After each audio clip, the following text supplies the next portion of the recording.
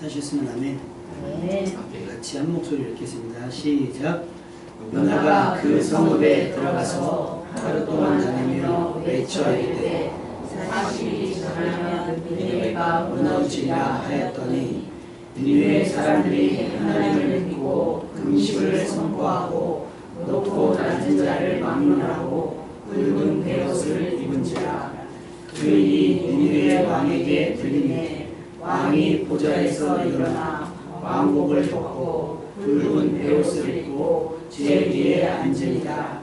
왕과 그의 대신들이 조서를 내려 니느웨에 선포하여 이르되 사람이나 짐승이나 소떼나 양떼나 아무것도 입에 대지 말지니 곧 먹지도 말 것이요 물도 마시지 말 것이며 사람이든지 짐승이든지 다 붉은 베옷을 입을 것이요 힘써 하나님께 부르짖을 것이며 각기 악한 길과 손으로 행한 강포에서 떠날 것이다. 하나님이 뜻을 돌이키시고 그 진노를 그치사 우리가 멸망하지 않게 하시리라. 그렇지 않을 줄을 누가 알겠느냐 하는지라. 아멘. 요나가 우여곡절 끝에 니느웨에 입성을 했습니다. 이미 하나님의 말씀이 2번 임했고요. 그런데 여호와의 낯을 피했다가 바다의 광풍을 만났고 깊은 바닷속 물고기 뱃속에서 죽음의 문턱까지 다녀왔던 요나였습니다. 회개했을 것 같고 생명의 중요성 혹은 또 생명의 위태로움, 생존에 대한 어떤 특별한 경험을 하고 난 뒤에 니느웨 땅을 밟았거든요. 그러면 처음에 하나님의 말씀이 처음 임했을 때의 마음가짐과 두 번째 이렇게 우여곡절을 겪고 나서 하나님 말씀 앞에 서는 것은 그 태도가 달라져야 되지 않겠습니까? 우리가 왜 학생들이 공부할 때 막 하잖아요. 그러다 보면 뒤늦게 공부하거나 뒤늦게 사업을 하거나 뒤늦게 모여서 성공하신 분들이 있어요. 근데 우리는 그런 얘기를 해요. 진작 그렇게 하지 라는 얘기예요. 여러분, 그 진작이라고 하는 말은 타이밍이거든요. 타이밍이라고 하는 게 마음 먹는다고 되겠습니까? 되지 않아요. 예전에 유명했던 책 중에 공부가 가장 쉬웠어요인가요? 공부가 제일 쉬웠어라는 책이 있었어요. 노가다 하셨던 분이 서울대인가? 거기를 가신 분의 이야기인데, 공부가 이 세상에서 제일 쉽다는 게 아니라 내가 먹고 살기 위해 노가다, 막노동을 했던 거에 비하면 공부는 쉽다는 내용이에요. 사실상. 그러면 그런 거 하기 전에 진작 정신을 차리지. 여러분, 정신이라고 하는 게 그냥 마음 먹으면 차려집니까? 그러면 우리 다 서울대 가고 하버드 가지 않겠어요? 우리가 서울대 못 가고 하버드 못 가고 의사가 못 되고 변호사가 못 되고 판검사가 못 된 건 정신을 더 차렸기 때문일까요? 아니, 우리에게 주어진 삶 속에서 바짝 정신 차린 게 이만큼인 거예요. 우리에게 주어진 은혜, 그 분량 안에서 살아가는 것인데, 때로는 그 분량을 넘어서는 특별함을 경험하는 사람들이 있단 말이에요. 죽음의 경계를 갔다 왔다던가, 사랑하는 사람들을 잃어갔다던가, 어떤 극한의 공포를 맞이했다던가, 어떤 신기한 일들을 경험했을 때 마음가짐이 달라지는 거예요. 아마 요나에게 그런 기대를 하지 않았을까, 하나님께서. 그래서 니느웨 성으로 왔습니다. 그런데 요나의 사역의 태도를 보면 지난주에 말씀했지만 니느웨 성은 며칠 가야 된다고요? 사흘길. 이거 요즘에 초등학교 애들 모른대요. 예빈아, 사흘길이 사흘이 며칠이야? 3일. 사흘을 4일이라고 아이들이 알고 있대요. 4일. 3일 길을 가야 된다는 거예요. 걸어서 3일 길을 가면, 우리가 만약에 오산에서 출발하면 만약에 부산까지 며칠 걸릴까요? 훑어서 간다고 치면, 이렇게 훑어서 간다고 치면, 관절염에서 못 가시는 거 아는데 그냥 한번 계산해보죠. 그냥 계산해보죠. 너무 진지하게 생각하지 말고. 국토대장정 하는 친구들 보면 서울에서 출발했는데 반나절 지나면 천안 오고 막 이러더라고요. 쫙 걸어오는 거야. 차 안 타고 쭉. 그다음 모텔에서 자고 찜질방에 자고 막 이러면서 막 가는데 한 생각보다 많이 걸리진 않아요. 막 몇십일 걸릴 줄 알았더니 그렇지 않더라고요. 사흘길이라고 하면 그냥 쉽게 우리 오산을 구석구석 돌아다닌다면 며칠 걸릴까요? 오산 시만 돌아다닌다 그러면. 며칠까지는 안 걸리고. 그죠? 오산은 좁으니까. 그러면 사흘길이라고 하면 오산보다 크겠죠? 화성은 너무 넓죠. 화성은 저쪽 정남과 저기 정남에 뭐 저쪽 남양에 막 저 동탄 저까지 가야 되게 너무 머니까 한 그 중간쯤이라고 칩시다. 그래도 사흘은 다녀야 되는 길을 요나는 며칠 다녔다 그랬어요? 단 하루. 그 단 하루 다니는데 외쳤던 하나님의 메시지는 단 한마디였어요. 뭐예요? 40일 뒤에 니느웨는 무너진다는 거였어요. 니느웨가 무너지리라. 겨우 이 한마디를 하려고 그 의혹점이 겪었나 싶어요. 겨우 이 한마디 하려고. 하나님이 택하신 선지자, 물고기 뱃속에서 살아오고 돌아온 기적, 그 경험한 요나가 자신도 죽다 살아났는데 이들이라고 죽다 살아나지 말라는 법이 없을 텐데 요나에게는 그런 생각은 없어요. 그냥 하나님이 주신 말씀을 그냥 툭 던져놓고 가는 거예요. 툭. 니네 40일 지나면 무너질 거야. 불친절합니다. 회개하라는 권고도 없고 하나님이 사랑하신다는 위로도 없지요. 그저 멸망에 대한 차가운 선포뿐이었는데 요나는 그 사명에 적극적이지 않았고 구원에 대한 소망을 심어줄 마음도 없었습니다. 그런데 요나는 듣든지 안 듣든지 그냥 난 몰라 그리고 던지고 언덕 위로 올라가거든요. 40일 동안 40일 뒤에 니느웨가 무너지는 걸 구경하려고 언덕 위로 올라가는데 놀라운 일이 벌어집니다. 5절 말씀 같이 읽어보죠. 5절 말씀 시작. 니네 사람들이 하나님을 믿고 금식을 선포하고 높고 낮은 자를 막론하고 붉은 베옷을 입으시라. 난리가 났어요. 요나가 툭 던졌는데 니느웨 사람들이 갑자기 하나님을 이전까지 안 믿었던 하나님을 믿고 금식하며 금식을 선포하고 높고 낮은 자를 막론하고 굵은 베옷을 입었다. 이미 장례를 치르는 거예요. 장례를 치르며 우리는 망했습니다라고 선포하는 것과 같거든요. 니느웨 전체를 흔들었던 이 놀라운 일들. 요나의 말솜씨가 좋았을까요? 아니면 요나의 카리스마 때문이었을까요? 아닙니다. 말씀 자체의 능력입니다. 히브리서 4장 12절 말씀은 하나님의 말씀은 살아있고 활력이 있어 좌우에 나선 어떤 검보다 예리하여 혼과 영과 및 관절과 골수를 찔러 쪼개기까지 하며 또 마음의 생각과 뜻을 판단합니다. 할렐루야. 이 말씀이 살아있기 때문에 듣고 믿는 사람들의 마음 가운데 놀라운 일들, 이제까지 내 지식과 내 경험으로 보지 못했던 하나님 나라를 보게 되고 하나님의 역사하심을 느끼게 되는 겁니다. 오감이 끼어져서. 그런데 우리는 이것을 교양으로 혹은 지식과 정보로 알고 있다 그런다면 하나님의 말씀이 우리 안에서 움직이지를 못하는 거예요. 요나가 전하는 건 그거예요. 40일 뒤에 무너지리라. 거기에 무슨 신학적 해석이 있겠습니까? 거기에 어떤 특별한 무슨 해석과 어떤 그게 필요하겠어요? 없어요. 그 말씀 자체예요. 그런데 니느웨 사람들은 그 선포된 메시지, 성의 없어 보이는 불성실한 요나의 선포 한마디에 하나님을 믿게 되었습니다. 할렐루야. 그러니 여러분 누가 걸릴지 모르니까요. 누가 걸릴지 모르니까 하나님의 말씀을 전하는 여러분 되시기를 주님의 이름으로 축원합니다.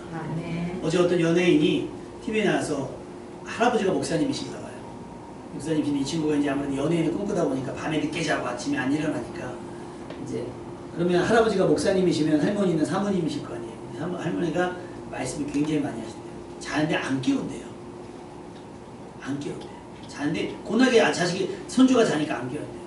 머리맡을 청소하시면서 귀에다 대고 게으른 자여 게으르게 해서 그 하는 것을 보고 지혜를 얻으라. 좀 더 자자, 좀 더 졸자, 좀 더 듣자 하면 내 빈궁이 강도같이 너에게 임하리라. 그 말을 계속 닦으면서 게으른 자요.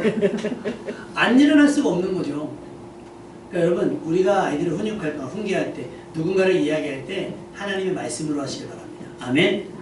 그러면 내 말의 실력이 아니에요. 왜 우리 가끔 보면 같은 말인데 굉장히 설득력 있는 사람들이 있죠. 같은 말인데 굉장히 설득력 있는 사람이 있어요. 반면에 같은 말인데 참 답답한 사람이 있어요. 비슷한 언어를 쓰고 비슷한 단어를 쓰고 비슷한 문장을 말했음에도 불구하고 목소리의 억양과 그 사람의 태도와 분위기에 따라서 제가 예전에 세류역에서 전철을 탔는데 앞에 약간 조금 이렇게 어리숙하게 보이는 청년 하나가 탄 거예요. 머리도 까까머리처럼 깎다마른 군인인지 깎다마른 이렇게 앉아 옷도 그냥 후줄근하게 입은 거예요. 근데 그 세류역에 그 미군 저기 공군기지가 있잖아요. 근데 이렇게 전 맞아 앉아 있어서 그 앞에 가는데 그냥 이미지가 그랬다는 거예요. 좀 추리하게 보이고. 근데 외국인이 옆에 탔어요. 외국인이 뭐가 궁금했는지 그 사람한테 영어로 막 물어보는데 이 사람이 유창하게 영어로 대답을 하는데 달라 보여요.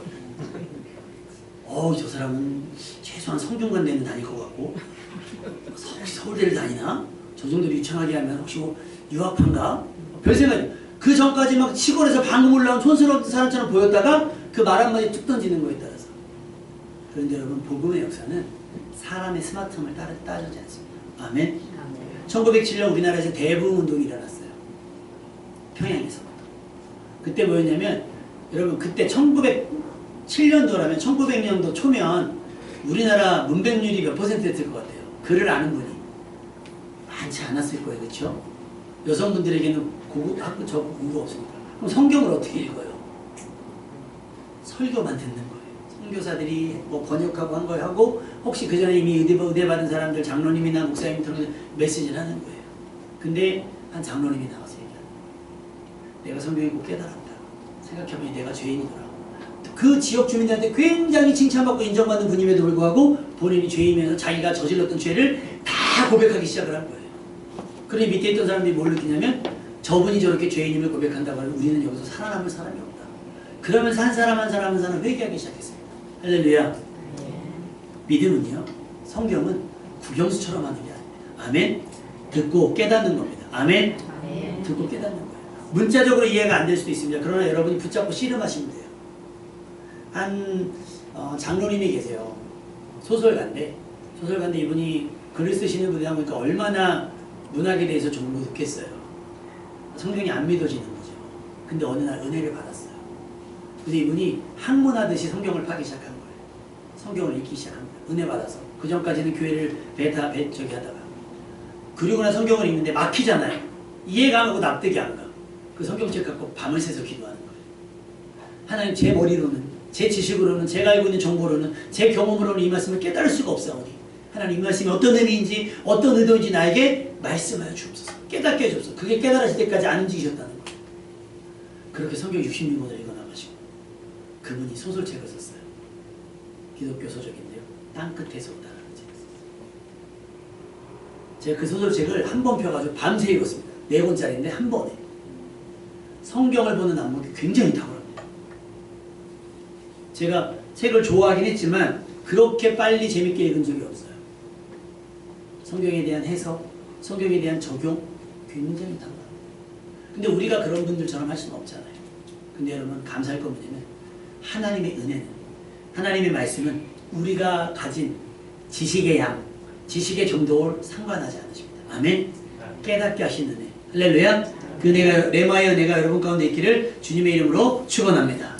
요나의 말의 기술이 아니었고요. 요나의 설득력이 아니었어요. 요나는 무성했어요. 듣든지 말든지 애따 모르겠다 니네 죽어라 그냥 하고 내던진 말씀인데, 하나님께서는 듣는 이의 마음을 뒤집어 놓으셨습니다. 그럼 우리가 깨달아야 돼요. 우리는 마이크가 아니라 스피커예요. 다시 말하면 우리가 하고 싶은 말을 하는 것이 아니라 하나님께서 저들에게 하시고 싶은 말씀을 대신 전하는 거예요. 대신 전하는 거예요. 스피커가 제가 마음에 안 든다고 저는 아 했는데 제가 어 할 수 있어요? 없어요? 그러면 저거 고장이잖아요. 그럼 버리는 거예요. 버려지네요. 하나님이 아 하면 여러분도 아 할 수 있기를. 아멘. 하나님이 오 하면 여러분도 오 할 수 있기를.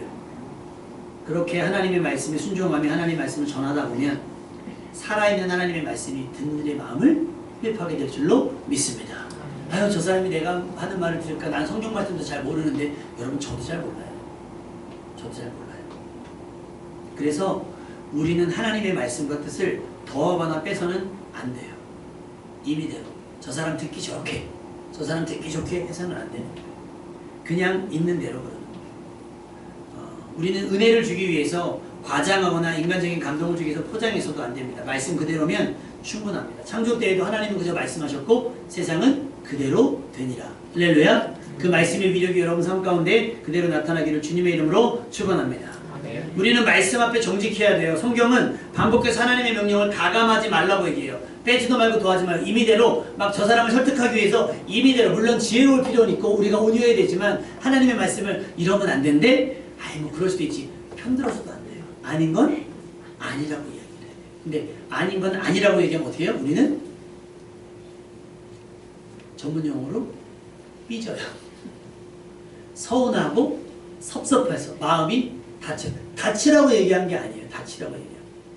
여러분, 병원 가면요. 병원 가면 의사의 말을 들어요? 안 들어요? 여러분은 여러분의 몸 상태에 대해서 알아요? 몰라요?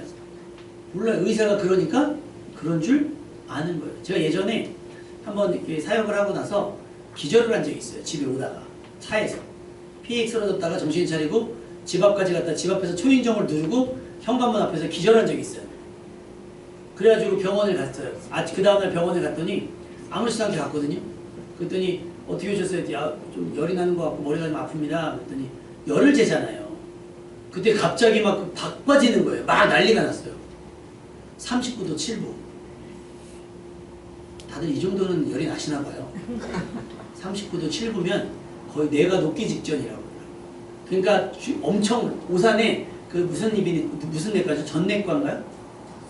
전성 유명했었잖아요. 그 병원 갔는데 그 의사가 저보러 미쳤냐 그랬어요. 이 지경 되도록 가만히 있어요. 병원에 입원하고 아주대 병원에 갔어요 나중에. 그래서 이제 막 검사를 하는데 검사를 했는데 남자들한테는 흔하지 않은 철분 결핍성 빈혈이 나왔어요. 여자분들은 이제 생리를 하니까. 근데 의사가 그러는 거예요. 남자분들 이거는 100% 출혈이다. 혹시 뭐 변해서 뭐 피가 나오거나 검은 병을 보지 않았냐 막 얘기하는데 그 얘기를 들으니까 너무 무서운 거예요. 그래서 대장 내시경을 예약을 했어요. 와서 생각해보니까 너무 무서운 거예요. 그래서 갔을까요? 안 갔을까요? 안 갔죠. 무서워서. 무서운데 못 가요. 이게 임의대로예요. 임의대로. 의사의 소견을 다행히 그게 아마 뭐 일시적인 거였나 봐요. 일시적인 거여서 괜찮았다고 하는데 그러니까 우리는 뭐 의사가 막 보여주고 보이시죠? 막 내시경하고 보여주고 뭐 엑스레이 찍은 거 보여주고 뭐 MRI 찍은 거 보여주고 자 의사들 맨날 그냥 자 보세요. 보면 우리가 알아요? 이건 이거고 이건 얘기 몰라요. 그러니까 우리는 어떻게 해요? 의사의 소견에 전적으로 의지해서 치료를 받는 거예요. 그렇지 않겠습니까? 내 상태가 안 좋았어요. 제가 지난번에 아팠을 때 분명히 아팠을 때 독감이라고 그랬어요.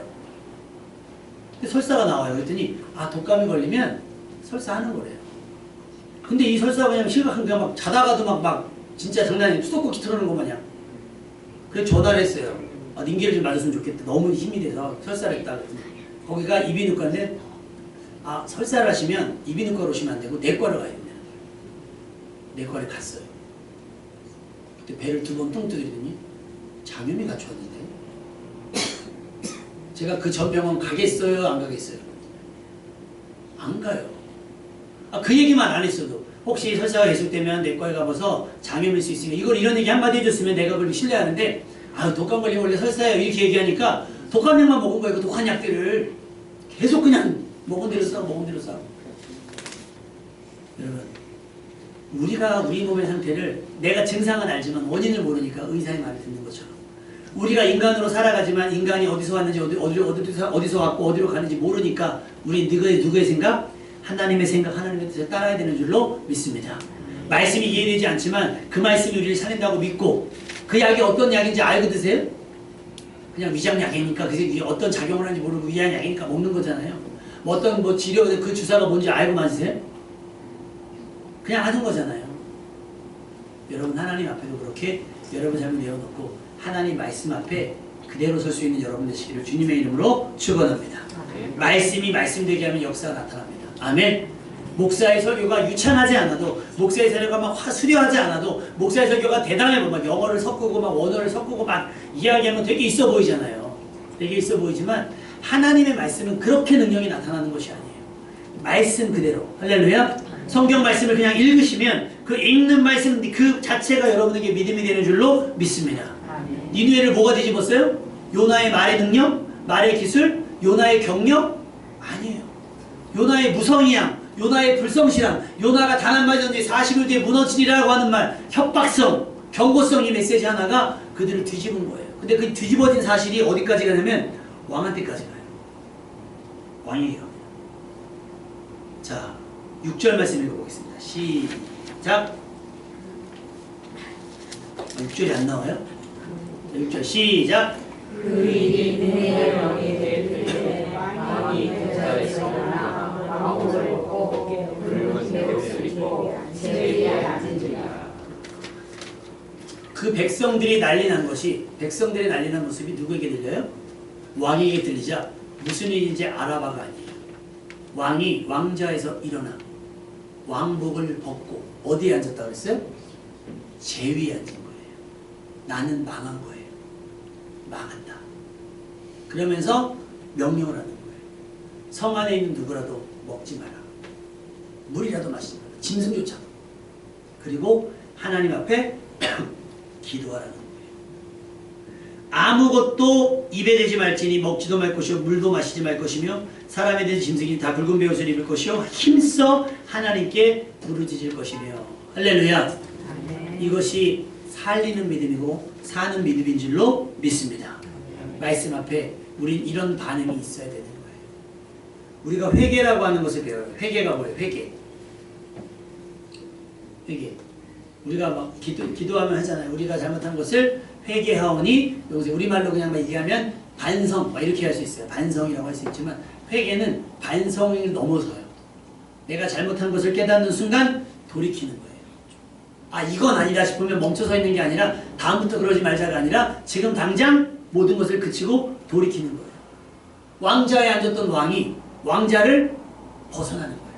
그 자리가 무너지는 니느웨를 지킬 수 없다고 한다면, 내가 입은 왕복이 왕의 옷이 이 니느웨를 무너지는 니느웨를 버틸 수 없다면, 지켜낼 수 없다면 벗는 거예요. 그리고 어디 앉아요? 제위에 앉아서 하나님께 힘써 부르짖으라는 것이 왕이 찾은 정답입니다. 할렐루야. 우리는 너무나 많은 답을 갖고 있어요. 은행에도 답을 갖고, 친구도 답을 갖고 있고, 모두 답을 갖고 있고, 모두 답을 갖고 있어요. 그런 일을 뭐를 안 해요? 기도하지 않아요. 기도가 최우선이 되어야 되는 줄로 믿습니다. 그것이 믿음을 가진 사람이 선택할 수 있는 가장 중요한 문제인 거예요. 근데 우리가 언제 기도하느냐? 일이 잘 될 때가 아니라 안 될 때. 니느웨가 무너진다고 하고, 그 무너진 게 기정사실이 됐고, 왕도 백성도 그걸 느낀 거예요. 이것은 빈말이 아니다라는 거. 두려움이 엄습했을 때 그들은 뭐였어요? 그래, 그럼 니느웨를 빠져나가자 하고 탈출하는 게 아니에요. 그 자리에서 다 자기네 것을 내려놓고 자신 것을 다 부인하고 다 붉은 베옷을 입고 어떻게 해요? 하나님께 힘써 부르짖기 시작한 거죠. 이것이 회개의 줄로 믿습니다. 그들이 구한 건 내용이 뭐예요? 내용이 하나님께 부르짖으며 기도만 하는 것이 아니라 각기 악한 길과 손으로 행한 강포에서 떠날 것이다. 할렐루야. 떠날 것이다. 니느웨가 왜 멸망해요? 지금 바로 이 내용 때문인 거예요. 7절 말씀에, 아니 8절 말씀이죠. 각기 악한 길, 손으로 행한 강포에서 떠난 것. 저들이 행했던 폭력적이고 포악적이고 남의 것을 빼앗고 힘으로 누르고 했던 그런 행위들 자체가 니느웨가 이 땅에 존재하면 안 되는 이유가 됐기 때문에 하나님께서 그들을 심판하시는 거예요. 하나님을 알지 못했고. 근데 그들이 요나가 툭 하고 던졌던 그 메시지 하나, 그것을 복음으로 받아서 하나님을 믿고 회개하기 시작한 거예요. 근데 그 회개의 정점을 왕이 가르쳤습니다. 뭐라고요? 악한 길을 떠나고 강포에서 떠나는 것. 다시는 그렇게 하지 않아야 되는 것. 할렐루야. 말이 고쳐져야 돼요. 여러분, 예수 믿으면 언어가 달라져야 됩니다. 어떤 분은 그런 얘기를 해요.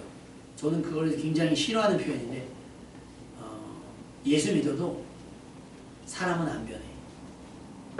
예수 믿으면 성령님도 타고난, 그거 있잖아요. 우리 타고난 건 못 바꿔. 아니요. 바꾸실 수 있고요. 바꿔줘야 돼요. 할렐루야. 아멘. 문신을 막 한 사람들이 있어요. 문신을 막 한 사람들이 어렸을 때 막 해요. 요즘에 지우는 게 유행인데 지울 때 되게 아프대요. 되게 비싸고 뭐 몇 번을 해야 된대요. 몇 번을 해야 된대요. 후회한다는 거. 그래서 그 사람들이 하는 얘기가 그런 거예요. 하지 말아라. 젊은 하지 말아라. 후회하는 거예요. 후회해서 끝나면 안 돼요. 반성해야죠. 돌이켜야죠. 우리 삶은, 우리의 회개는 립 서비스 될 때가 많아요. 하나님, 제가 이렇게 했고요. 저렇게 했어요. 끝이에요. 아니에요. 떠나고 돌이키는 거. 그래서 원어를 보면 우리가 그렇게 표현할 수 있습니다. 떠난다라고 하는 말은 슈브라고 하는 히브리어인데요. 돌아오다, 방향을 바꾸다. 그래서 회개는 단순히 눈물을 흘리며 후회하는 감정을 느끼는 그런 감정이 아니라요. 가던 길을 멈추고 완전히 반대 방향으로 돌아서는 것. 다시 말하면 떠났던 하나님에게로 돌아오는 것, 내가 버렸던 말씀으로 돌아오는 것, 잃어버렸던 자기 십자가를 되찾으러 돌아오는 것인 줄로 믿습니다. 어떤 엄마, 아내가 남편이랑 쇼핑을 하고 집에 온 거예요. 제가 답을 미리 말했는데 남편이 없어요. 좀 이따 전화 왔어요. 어디 갔냐? 남편이 집에 없으니까 어디 갔냐? 나 당신이랑 맡았는데 나 어디 갔냐? 같이 간지 모르고 장보고 혼자 온 거예요. 거기다 두고. 만약에 그걸 중간에 깨달았으면 어떻게 해야 돼요? 차를 돌리는 게 맞죠. 아유, 가던 길 가니까 너는 알아서 와라. 이거는 돌이키는 게 아니잖아요. 돌이킨다는 건 간 만큼을 아까워하지 않는 거예요. 내가 돌이켰을 때 발생할 수 있는 손해와 발생할 수 있는 피해와 발생할 수 있는 후회가 전혀 아까워지 않는 것. 과감하게 돌아서는 것. 그것이 회개인 줄로 믿습니다. 왕은 그것을 유명했어요. 그런데 이런 과정이 일어나기까지 요나가 한 일은 한마디 외친 거예요. 겨우 하루 동안 다니면서 니네 40일 뒤에 망한다. 40일 뒤에 무너진다. 40일 뒤에 죽었다. 그거 협박성 그런 말씀밖에 없다는 거예요. 그래서 이사야서 55장 7절은 악인은 그의 길을 버리며 불의한 자는 그의 생각을 버리고 여호와께로 돌아오라. 할렐루야. 아까 우리 찬양 묵상했죠. 여호와께 돌아가자 라고 하는 거예요. 여러분 하나님 앞에 돌아설 수 있는 여러분 되시길 주님의 이름으로 축원합니다. 토마스 왓슨이라는 사람이 회개의 교리라고 하는 책에서 이렇게 말해요. 참된 회개는 죄를 슬퍼하는 것, 반성하는 것에 그치지 않고 죄에서 떠나는 것이다. 할렐루야. 지금부터 내게 충분한 이익이 되지 않는다 할지라도 나는 정직하게 살기로. 나는 지금까지 내가 사람들이 나를 비웃게 우습게 여긴다 할지라도 나는 친절하게 살기로. 고등학교 때 전교 싸움장이 있었어요. 학교에. 제가 이제 교회 다니는 걸 알고 그 친구는. 근데 저는 약간 순딩순딩, 지금도 순딩순딩 하잖아요. 그 친구는 살벌살벌해요. 복싱으로 막 소년체전 나고 이런 친구라서. 근데 어느 날 갑자기 이 친구가 걸레질을 하는 거예요. 복도를 막 찬양을 부르면서. 미친 줄 알았어요, 얘가. 그랬더니 얘가 이제 저에 대해서는 알고 있더니 너무 좋다는 거예요. 그래서 너 왜 그렇게 된 거야? 그랬더니 어느 날 갑자기 교회 가고 싶은 마음이 들었다는 거예요. 그래서 교회 문을 팍 열고 들어가서 그냥 터프하게 일진이니까요. 탁 들어가서 여기 가운데에 무릎을 탁 꿇었대. 십자가 바라보고서. 왜 왔는지도 모르겠다는 거예요. 그냥 걸음이 글로 이끌었대요. 근데 그렇게 눈물이 나더래요. 그리고 이렇게 살면 안 되겠다는 생각이 들면서 살아온 날들을 뭐 그래봐야 17세, 18세, 19세인데 얼마나 그렇겠어요. 펑펑 울었대요. 그리고 나서 이 친구가 싸움에 휘말리지 않아요. 딱 한 번 짜증낸 걸 내가 본 적이 있어요. 그 친구가 걸레질 한다 했잖아요. 쉬는 시간마다. 그냥 아무도 안 시켰는데 걸레질 하는 거예요. 자기 뭘 하겠다고. 근데 누가 그걸 모르고 침을 뱉은 거예요. 습관적으로. 애들 왜 남자애들 침 뱉잖아요. 근데 얘랑 마주친 거예요. 걸레를 하는 얘를 딱 마주친 거예요. 그러니까 얘가 싸움 일장인데 학교 일진인데 어떻게 해? 아 죽었다 그런 거예요. 얘가 딱 쳐다보면서 싹 한번 째려보더니 다시 찬양하면서 그걸 닦아요. 여러분 그게 더 무섭습니다. 그래 난 지금 죽는 게 아니라 난 이따 죽나? 그런 생각이 드는 거예요. 그 친구 입장에서 안 돼요. 안 돼요. 그게 돌이킴입니다. 할렐루야. 왕은 이들에게 그걸 말한 거예요. 한두 사람 대표적으로 회개해서는 되지 않는 거예요. 높은 사람부터 낮은 사람까지 남녀노소를 불문하고 누구라도 다 하나님 앞에 엎드려져야 됩니다. 아멘. 그래서 우리는 기독교에는 대신이란 말은 하나밖에 없어요. 예수님께서 우리의 죄를 대신한 것밖에 없어요. 우리는 누구의 죄를 대신할 수 없고요. 우리가 누구의 죄를 대신 회개할 수 없고요. 누군가 우리가 기도하지만 누구를 위해 기도하지만 그의 몫의 기도를 대신해 줄 수는 없는 거예요. 제가 그래서 중보 기도를 그렇게 얘기를 해요. 예를 들면 우리 집사님이 배가 고프신 거예요. 너무 배가 고프니까 저한테 전화합니다. 목사님 제가 너무 배가 고파요. 저 대신 한 그릇만 드셔줄 수 있겠습니까? 아 그럼 집에 배고프면 제가 먹어주죠. 그래서 내가 집에서 막 한 그릇을 먹었어요. 좀 전화 왔어요. 아 목사님 덕분에 배가 불러졌어요. 말이 됩니까? 안 돼요. 안 돼요. 막 고속도로 가는데 휴게소는 먼데 막 화장실이 급해. 어떻게 쉼터도 없어. 졸음 쉼터도 없어.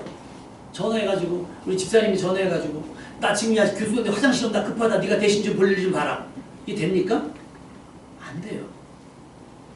믿음이 그런 거예요. 대신 안 돼요. 다 나와야 돼요.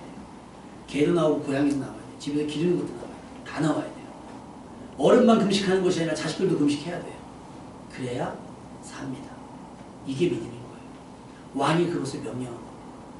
이유는 뭐냐? 우리 9절 말씀 읽어볼게요. 9절 말씀 시작.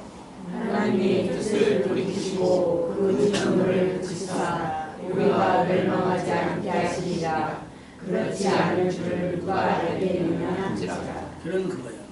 40일 뒤에 일어날 끔찍한 일들, 우리가 이렇게 함으로 인해서 하나님께서 혹시라도 뜻을 돌이키실 수 있지 않겠느냐, 우리를 멸망치 않고 구원을 얻게 하시지 않겠느냐, 멸망을 그치지 않겠느냐, 뜻을 돌이키시지 않겠느냐. 여러분, 우리 하나님은 이 서비스에 당하지 않으십니다. 예수님 육자가 지러간 데에 베드로가 뭐라 그랬어요? 니네가 다 나를 모른다고 할 것이고 다 부인하고 나를 떠날 거야 했더니 베드로가 뭐라고 얘기하죠? 아유, 예수님 그럴 일 없습니다. 모두가 다 주님을 떠날지라도 나는 예수님을 버릴 일도 없고 부인하지도 않겠습니다라고 한 거예요. 립 서비스죠. 근데 그건 믿음이었어요. 그럼에도 불구하고 베드로가 어떻게 될 걸 아시기 때문에, 알았다면 어떻게 해야 돼요? 자복하고 엎드려야 됩니다. 회개해야 됩니다. 왕좌에 앉아서 편안하게 앉아서 하나님 용서해보세요, 나 좀 어떻게 좀 해보세요, 그게 아니라 내가 죄인으로서이다 고백하면서 여러분이 진짜 회개를 해야 될 줄로 믿습니다. 그래야 뜻을 돌이키시고 진노를 그치신다는 거예요. 여러분, 기독교 교리 가운데 회개는 굉장히 중요합니다. 그런데 이 말은 위험해요. 회개해서 구원받는다. 회개해야 구원받는다. 맞아요, 틀려요? 회개해서 구원받습니까? 회개는 필요하지만 우리가 용서받는 건 예수님의 십자가의 은혜 때문에. 아멘? 그러니까 우리는 회개는 당연히 해야 돼요. 근데 용서의 권한은 누구에게 있어요? 하나님께 있어요. 우리가 용서받았다는 건 우리의 회개가 기가 막혀서가 아니에요. 네 눈물 콧물을 보았으니 내가 용서해 주겠다가 아니에요. 하나님은 우리를 사랑하시기 때문에 언제든 우리가 반성하지 않아도 하나님은 우리를 정죄하거나 비난하지 않으실 거예요. 그러나 멸망치 않고 영생을 얻고자 한다면 우리가 돌이켜야 되는 거예요. 그래서 회개는 우리의 의지고 우리의 노력이지만 용서받는 것은 거기에 노력이 있지 아니하고 하나님의 은혜에 있다는 것을 기억해야 되는 줄로 믿습니다.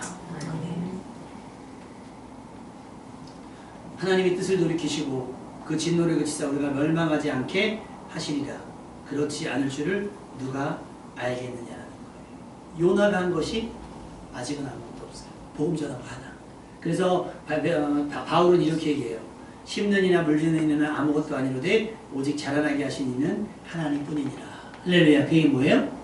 그들이 기도했기 때문에 용서받을 게 아니에요. 앞으로 뭐 용서를 받게 되니까 미리 말씀을 드리면, 그들이 회개가 기가 막혀서 시스템적으로 맞아서 대단해서 많이 모여서 그게 아니라 하나님이 그들을 용서하기 위해서 요나를 보내신 거거든요. 할렐루야. 멸망하실 것 같으면 요나를 보내지 않죠. 그러니까 요나가 대충 전했어도 하나님은 강력하게 그들의 마음을 준비시켜 놓으신 거예요. 그래서 씨 뿌리는 부위가 나와요. 여러분 농사 지어보셨죠? 농사 지으면 땅을 어떻게 해요? 지금쯤 다 갈잖아요. 갈아놓고 하는 거예요. 그래야 거기에 모종이 심기고 저기가 되는 거죠. 여러분의 삶 가운데 지금부터 태도를 분명히 하시고 하나님 앞에, 하나님의 말씀은 여러분을 변화시킬 수 있습니다. 여러분의 어떤 실력이나 여러분의 의지와 노력이 필요하긴 하지만 아니에요. 물 주는 이는 다 달라요. 그러나 하나님은 잘하게 하실 수 있습니다. 아멘. 하나님은 우리 죄를 없이 하실 수 있고 우리를 용서하실 수 있습니다. 그 은혜에 기대 사는 여러분들 수 있길 바라고. 마가복음 1장 15절. 때가 찼고 하나님의 나라가 가까이 왔다는 거죠. 그러니 회개하고 복음을 믿으라는 거예요. 기왕이면 우리가 새 옷을 입을 때 어떻게 목욕도 하고 입잖아요. 그죠? 그런 것처럼 은혜를 받기 위해서 여러분이 죄에 대한 회개를 하시고 나서 깨끗해진 마음 가운데 하나님의 말씀을 담아낸다고 하면 그 마음이 옥토처럼 준비되어서 하나님의 말씀이 잘 자라 여러분의 삶 가운데 하나님 돕는 은혜가 나타나게 될 줄로 믿습니다. 요나는 그냥 전했을 뿐이에요. 회개는 누가 일으키신 거예요? 하나님께서, 성령께서 그들의 마음을 주관하신 거예요. 왕부터 어린아이까지, 짐승들에게까지 하나님이 그들을 멸망치 않고 영생 얻기를 원하시는 겁니다. 그 열심히 여러분에게 통하니 여러분 하나님 앞에 설 수 있는 믿음의 사람 되시기를 주님의 이름으로 축원합니다.